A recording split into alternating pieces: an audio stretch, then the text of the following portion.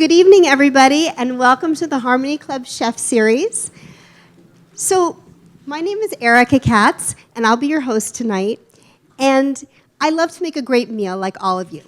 But there are three things you need to make a great meal: a good recipe, great ingredients, and you need to watch Jacques Pépin do it first.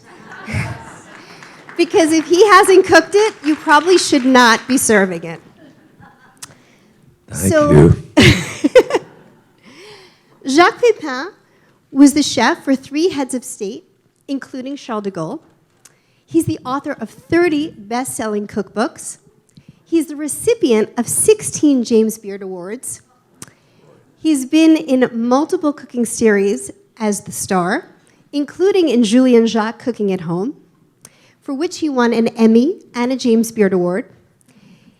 He's a teacher at the Culinary Arts Program at BU, the Dean of Special Programs at the International Culinary Center, and with his daughter Claudine and son-in-law Raleigh, they have the Jacques Pépin Foundation to help people get jobs in the culinary workforce. He's also the first celebrity chef, and in my opinion, the greatest celebrity chef. Thank you. Thank you. Please give a warm Harmony welcome to the great Jacques Pépin. Thank you. Thank you. Wow. So this evening, everyone is getting a copy of your cookbook, and this book is really about cooking economically. So I read in The Apprentice that when you had a restaurant, you would look through the garbage to see if the chefs were throwing out food that they shouldn't be throwing out. Is that true? Yes, of course. So where does this all come from, being thrifty in the kitchen? Well, my mother probably, I was raised during the Second World War, so my mother was a very thrifty cook, and as well as my aunt and other aunt, I can count 12 restaurants in France, all run by women, by the way. I'm the first male to go into that business. Thank you very much for your introduction. It was nice. Someone introduced me last week, said that man was chef to 3 French presidents, and the 3 of them are dead. Okay. I didn't do it. Anyway. So let's talk a little bit about growing up. So you were an apprentice at 13 years old, which is very young. And then by 16 years old, you were already at the Plaza Athénée Hotel. Yes, the world was different, when I was a kid, I'm turning 88 next week, so I was Still in a apprenticeship. Yeah, thank you. I was in apprenticeship in 1949. I was 13 years old, but it wasn't unusual, that's the way life was at the time. And you learn in a different way than now. You work somewhere and the chef said, do that, and you would never have said why, because he would have said, because I just told you. There was no recipe or anything like this. My father was a cabinet maker by trade, and my mother had a little restaurant, a cook, so we didn't have the telephone, we didn't have radio, we didn't have television, of course, at that time. So life was pretty simple, So my father was a cabinet maker, my mother a cook. I'm a cabinet maker or a cook. This is it. I never thought of being anything else. So it was a different world at that time. And so I started there, yes, in 1949, and worked through apprenticeship 3 years and worked at another place, eventually moved on to Paris and so forth, and eventually come to America, maybe for a year. Most people come to America for economic reason, to get a better life, or political reason, or religious reason, or racist reason, or one of those things. I didn't really have any of this. My parents had a restaurant, and I worked in the best place in Paris. I still wanted to come to America, maybe for a year, 2 years, learn the language. America was the golden fleece, So I came here for a year, and it's about 60 years ago. So But when you came here, you ended up at Le Pavillon, which is one of the greatest French restaurants in New York at the time. Yes, it was, yes. And there you met the Kennedys and Howard Johnson.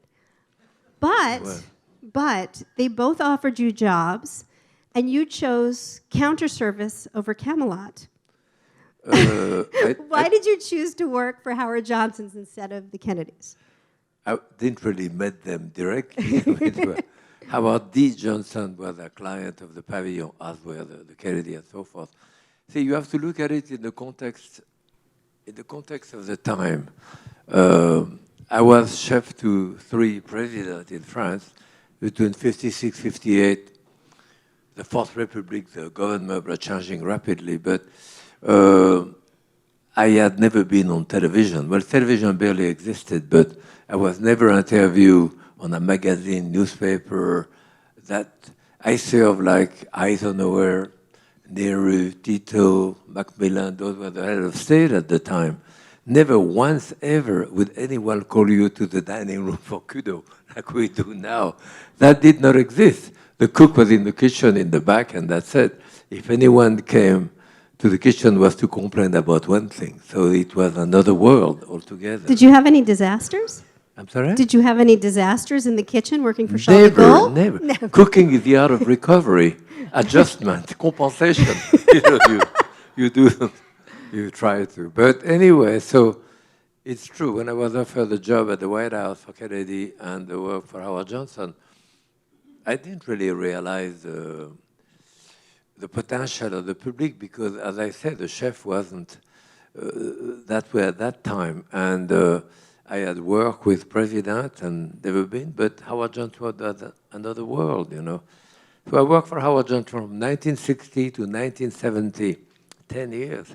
I was director of research and development. And when I left, I opened a restaurant on Fifth Avenue called La Potagerie, here between 45, 46th Street. Then I was a consultant for the World Trade Center. I opened the World Trade Center with Joe Baum. We served 40,000 people a day there. Then I was a consultant at the Russian Tea Room. I'm only saying that to say that as a French chef, I would never have been able to do that without the training of Howard Johnson in terms of marketing, chemistry of food, production, and so forth. So Howard Johnson was a great experience for me. Yeah. And then you transformed into a television star. Well, yes. How did that happen? This was the beginning of television. The food world was very small. I came here in 1959. In 1960, I had met Craig Claiborne, who started at the New York Times as a food critic, James Beard, and Julia Child. Those were the trinity of cooking in America, those 3. So the food world was very, very small. It was another world at the time. I came here, I had an apartment on in top of a restaurant called La Toque Blanche on 50th, between 1st and 2nd Avenue, there, which is the owner, sponsor me. So near certain place, a beautiful area. Well, the first time that I went into a supermarket did not really exist in France, just started here. And I thought it was a great idea not to have to go to the fish guy, the vegetable guy, the meat guy, everything under the same roof, except a lot of package. There was some good meat too. There was only one salad. It was iceberg. There was no leek, no shallot, no oriental vegetable, nothing of that. So the food world was very, very different.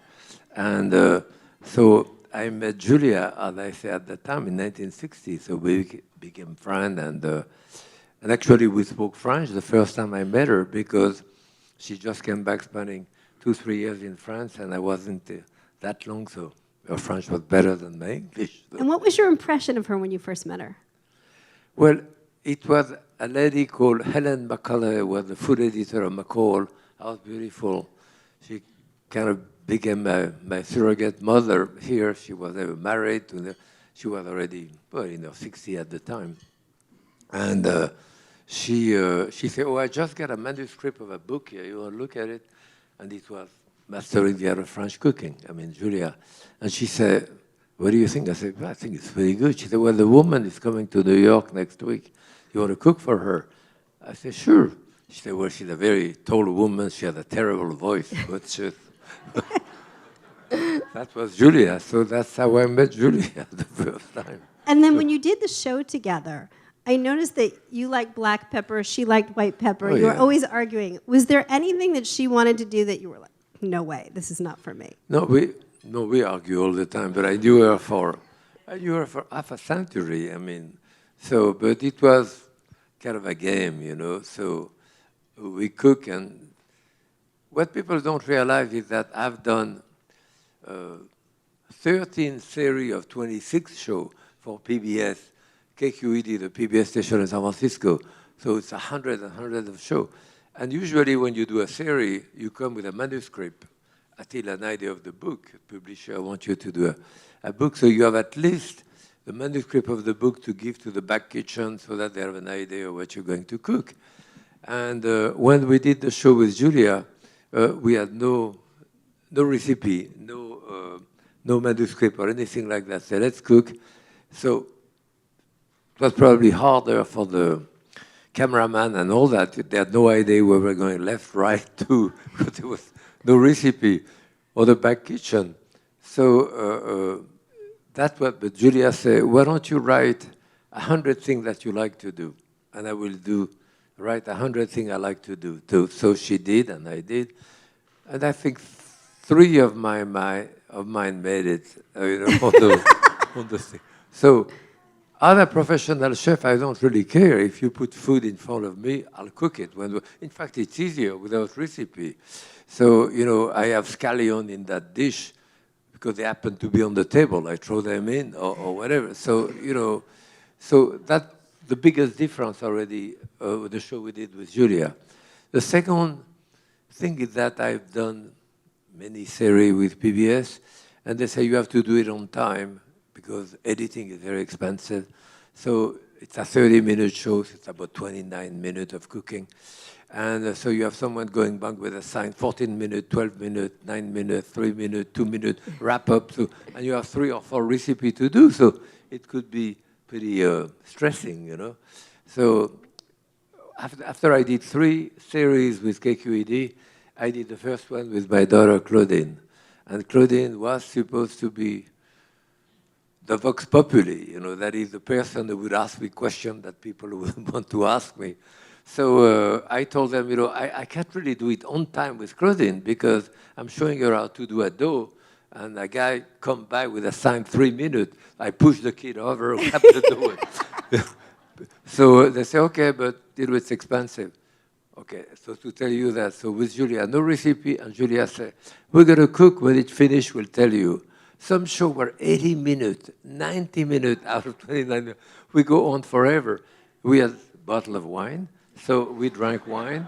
We had no recipe and no time restaurant. So it was a nice show. It was probably the easiest show that I've done because we had a good time cooking together and arguing and so forth. So. Well, you know, you've been really in the forefront of cuisine in America, and I remember reading that when you worked for Charles de Gaulle, everything was family style. There was no nouvelle cuisine at the time.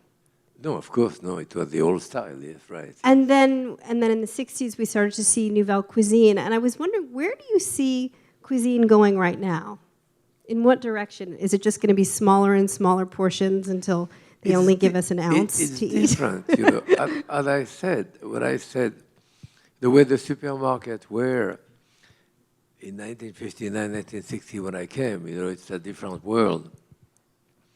At that time, many people, I mean, I started going to Columbia University, one of the reasons I stayed here. I went to Columbia, and the first time I went back to France, 1962, with a charter flight for the student, which was like $200 or whatever, so it was great. People started going to, a lot of Americans who were in France, in Europe during the Second World War, started going back there and visiting too, and going to winery, and so the whole thing started changing.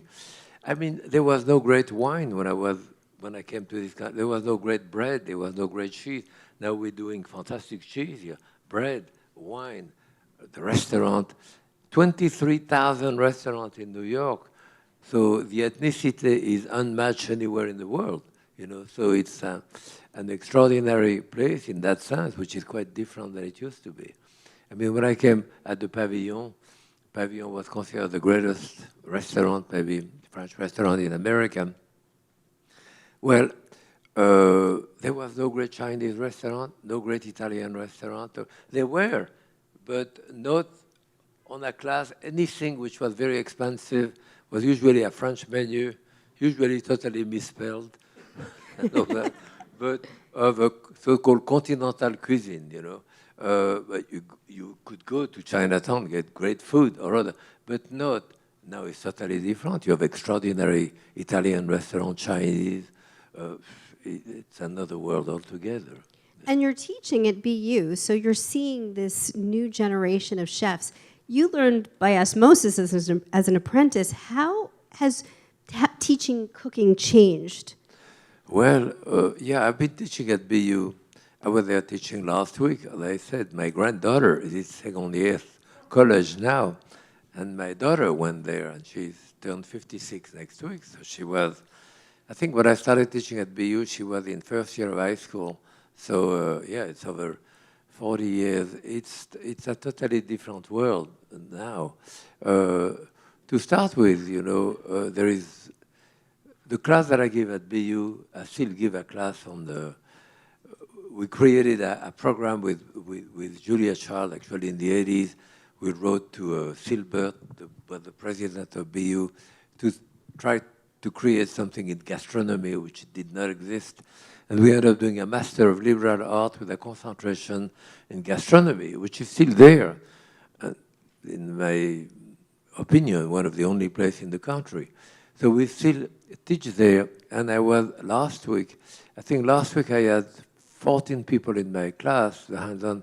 I had 13 women and one guy. You know, so the thing has totally changed. Wow, it's really from 50 years ago. I mean, now it's mostly many, many more women than men, which used to be different. And yeah. Well, so we're a room full of amateur chefs, and we all want to do better in the kitchen, impress our loved ones. What are the 3 things everyone should know how to cook, in your opinion? First, drink a lot of wine. So it helps.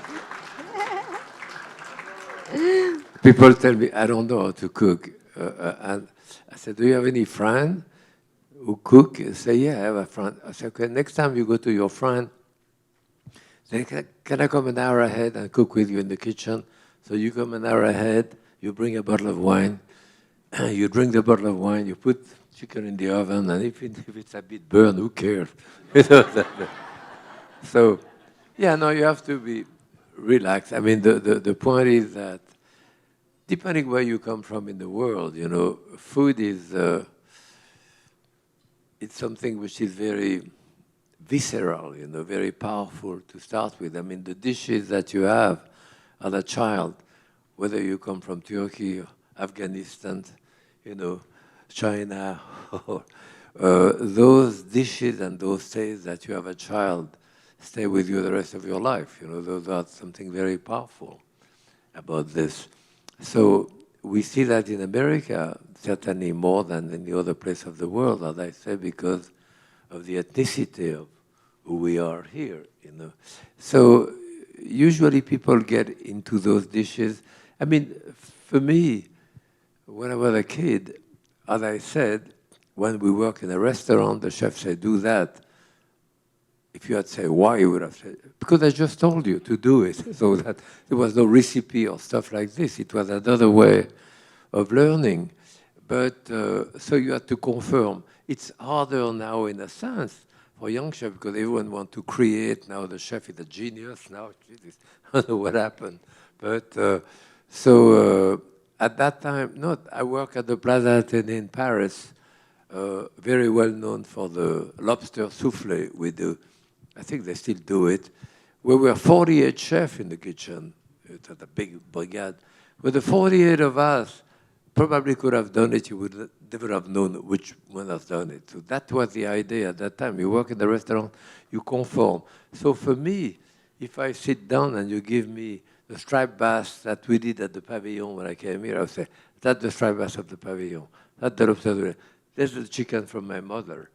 You remember those tastes as a kid, or those tastes more than, it's not a question of recipe. So, yes, for me, food was always very important in our house. And I got married, I was married 54 years, and my wife was born in New York City from a Puerto Rican and a Cuban father and a Puerto Rican mother. So Claudine, my daughter, when she was a year old, I hold her in my arm. And I said, okay, allez, mélange, stir it. So she would stir the pot. So she, quote, ate it because she made it with her father, So my granddaughter, Will It Be You Now, I remember I did several shows with her.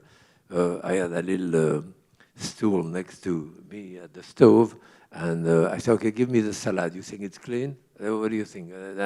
Let's go to the garden. I need parsley. So get parsley. I said, no, test it. That's chive. No, that's tarragon. No, that's parsley. Test it. Then I go to the market. I say, I need tomato. I need pear. Make sure they are ripe. Do you think those pears are ripe? Did you smell them?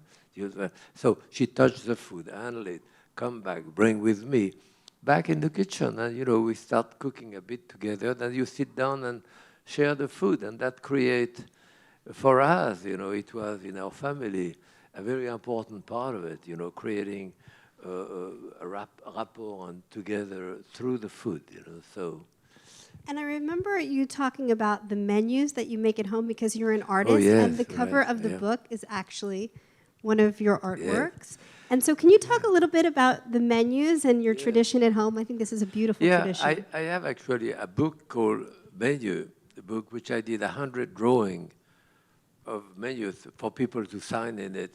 And I know I gave it to a friend last year. A guy who was getting married, and so he wrote the first menu there. Now they have a kid the year after, so the menu is in there, and the first birthday of the kid, and the first Christmas, and the first Hanukkah, and the first whatever, are in there. It is, so for me, 54 years of marriage, I had 12 books like that at home, starting over 50 years ago with my mother, my two brothers, many, many, many people who are dead now. So it's a whole life of me, of people coming to the house and signing the menu and all that. I did that the day before yesterday. I had people at my house with Claudine, my daughter, and all that. We wrote the menu, people signed, and so forth. So that's a great memory of life, so in those menus, yeah. And I'd love you to wrap up by talking a little bit about your foundation and why you created it and what you do, because it's really an incredible foundation. It's called the Jacques Pépin Foundation. I've been very lucky because I have an art site now. I sell painting, maybe more than cookbook, to a friend of mine, Tom Hopkins, who worked with me for 42 years now. Many, many books that I've done. He's a photographer. I don't know if some of you look at Facebook, but he's the one who shoots Facebook. We've done 350 Facebook too. So Tom, I've worked with me, and up to 6-7 years ago, I always gave my painting away. And he said, I'm going to create an art site for your painting, which he did. I would never have done that myself, so great. And then on the other hand, I have my son-in-law, Rolly, he's a professional chef like I am, but about 14 years ago, decided to, they were in Denver, in Colorado with Claudine. They decided to come back east, and I got him a job at Johnson and Well to teach cooking, and he did, and eventually, I say, if you go back to teaching, then go back to the school there. So he got his master and eventually a PhD in education. So, and a few years ago, he said, you've been teaching cooking all your life, with hundreds of different schools and so many video, and so who would you like to teach now? So we talked about it. I said, maybe people who have been a bit disenfranchised by life, people who come out of jail, homeless people, former drug addicts, even veteran people like this. So that's what we do through community kitchen throughout the country. I feel that with the video that we have, the book and all that, I can teach someone to cook in 6 weeks. Those are not usually that young people, to people in their 20s, 30s, 40s. Teach someone to clean up lettuce properly and poach an eggs and peel asparagus and so forth. So if that person likes what they are doing, then they go on, and 5 years later they are the chef in that restaurant, and you kind of redo your life and make some money and so forth. And we do need a lot of people like that in the restaurant business.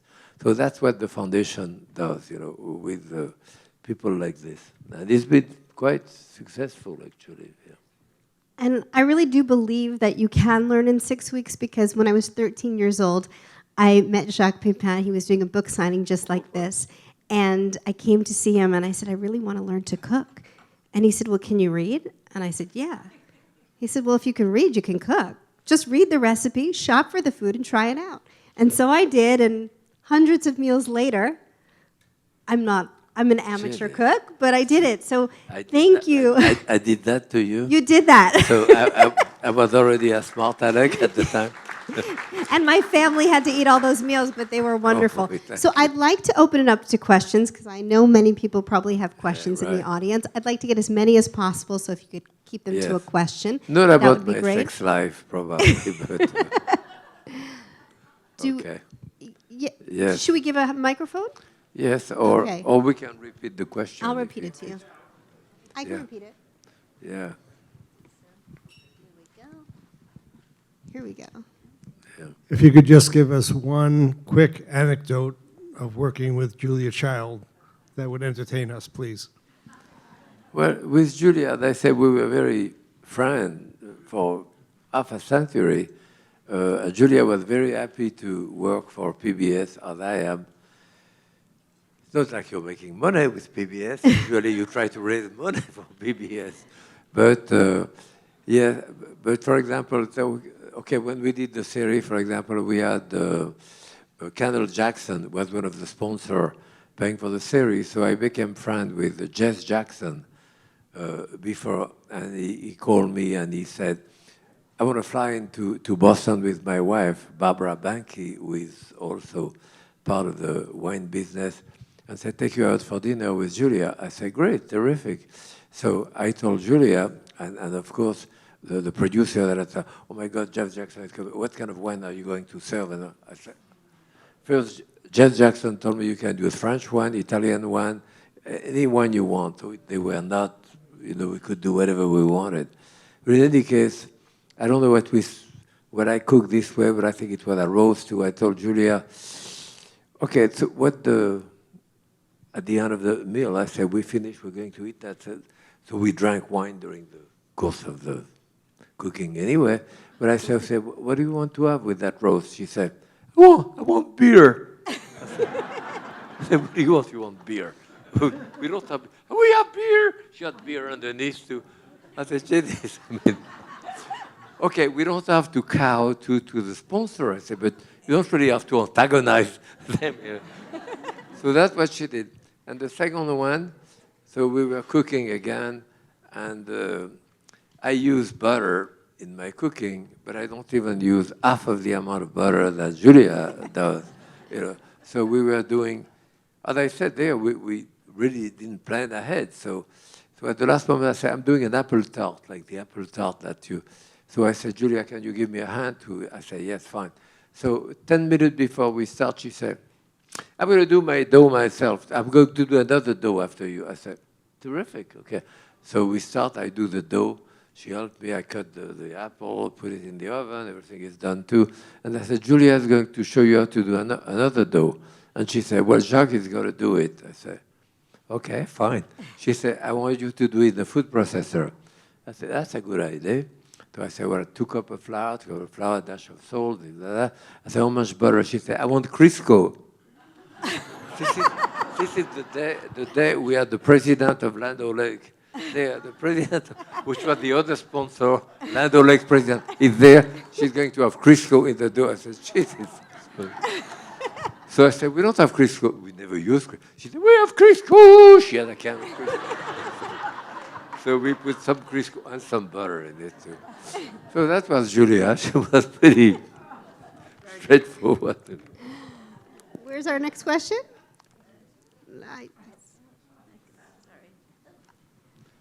Yes. Oh. Yes. Hi.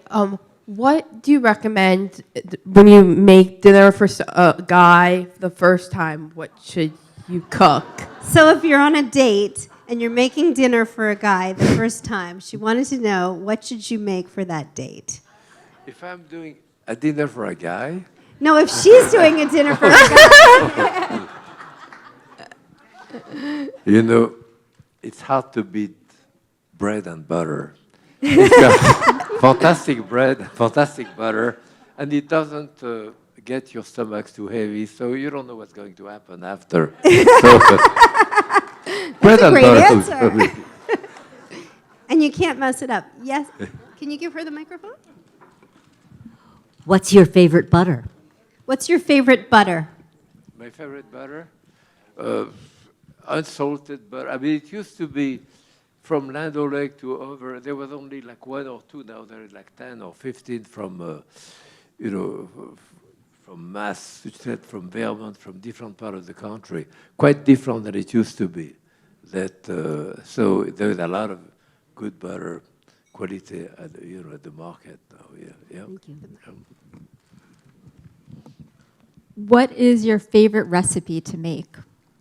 Favorite recipe, I don't really have, depending the season, depending what's in the refrigerator, depending where it's summer.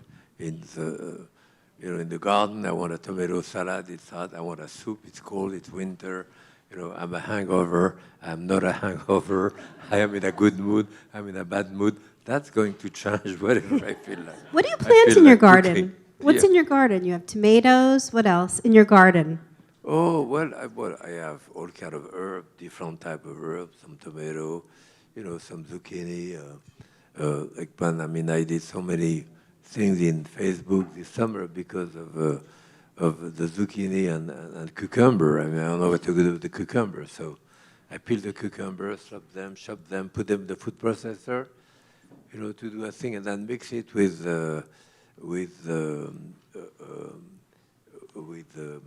what do you call the mixture to do a cocktail with tomato and Bloody Mary mix. Thank you. So bottle of Bloody Mary mix that with it too, and I do a gazpacho in like 5 minutes or so. We have a question back there. Wait, sorry, we just have one here. Oh, sorry, one there. Okay, what's your favorite egg recipe? What's your favorite egg recipe? My favorite egg recipe, just plain fried eggs, 2 eggs, sunny side up, cook at low temperature because I don't want the egg yolk, egg white to curl up and become hard.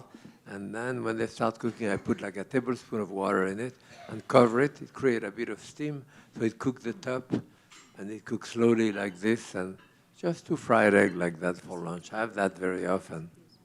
Yeah. Thank you. She wanted to know if you use butter for the Do eggs. you use butter when What you is- cook eggs? What is that butter? No, Butter. I never use butter. I mean, of course I use butter.